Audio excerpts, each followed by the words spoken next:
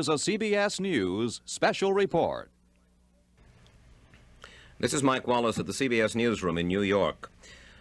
America's first 3 Apollo astronauts were trapped and killed by a flash fire that swept their moonship early tonight during a launch pad test at Cape Kennedy in Florida. Virgil Gus Grissom, 40 years old, one of the original Mercury astronauts, the first American astronaut to go twice into space. Edward White, 36 years old, the first American to walk in space.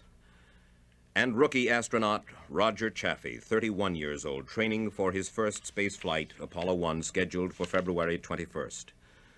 These 3 astronauts were aboard their spaceship 10 minutes from a simulated liftoff at Cape Kennedy when the fire hit at about 6:30 tonight. They were inside their spaceship, pressurized, buttoned up inside their spacesuits when the fire hit. A closed-circuit television camera was relaying pictures of the astronauts lying on their backs inside the spacecraft atop the 2-stage Saturn I.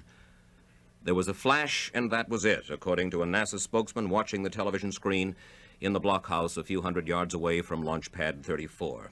The screen went blank, and he said there was no communication from the astronauts. They died silently and apparently swiftly. Their bodies have been left in the spacecraft, according to the latest information from the Cape, pending an investigation into the disaster. President Johnson tonight mourned the death of the 3 astronauts. He said they gave their lives in the nation's service. Our brave men in uniform, whether in Vietnam or seeking the frontiers of the future, he said, mourn with all of us the tragic loss of 3 gallant and dedicated airmen. This film was shot about 10 days ago down at Cape Kennedy at the time of another test for the Apollo spacecraft and the Saturn I rocket. Roger Chaffee, the rookie astronaut. There are the 3 of them, Gus Grissom on the left, Ed White in the middle, and Roger Chaffee. Grissom, 40 years old, the father of 2 teenage boys. One of the original Mercury astronauts. This is Ed White.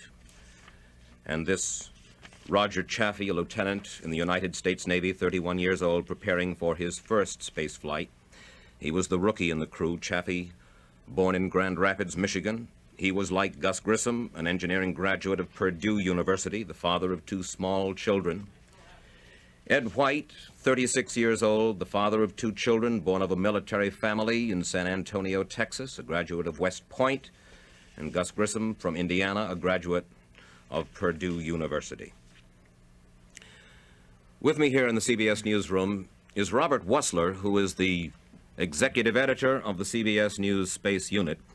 Bob, I wonder if you would tell us a little bit about the rocket and the spacecraft. Certainly, Mike. This is a Saturn 1B rocket, also referred to as an uprated Saturn rocket. This lower portion, I'll separate them here for you. This is the launch vehicle, first stage, second stage. Incidentally, this is not the vehicle that eventually will take U.S. astronauts to the moon. This is an interim rocket that we'll be using for the next couple of flights. Now, what I have in my hand now is where the accident occurred this afternoon. This is the launch escape tower, which, if this had happened on a launch day prior to flight, an abort such as that occurred today, the thought here would have been that the launch escape tower would have taken the spacecraft, this is the command module where the 3 astronauts actually fly, would have taken them safely away from any blow-ups. However, the type of accident that occurred today, this was an internal fire in here caused by oxygen, which we'll talk about in a second. May we look at the larger Certainly. Model over here, Right. Bob? This is the same thing that we've been talking about, again, the launch escape tower, and this is a larger, about 3 times the size mock-up that we have here. Now, this is the command module. This is where the astronauts were today. This is the service module. This is where the fuels and the electrical systems are housed, are engineered in here. The spacecraft today was in a fully pressurized system. This means 100% oxygen.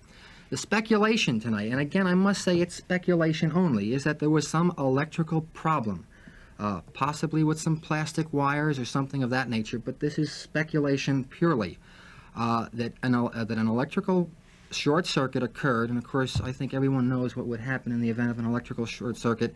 in a 100% oxygen state. That's our speculation as of the moment, Mike. The three men were to have gone up on February 21st for a 14-day orbital. Upwards, that's right, Mike, upwards of 2 weeks. Our guess was that it was going to be a 10 or an 11-day flight, but they were scheduled for a 2-week flight.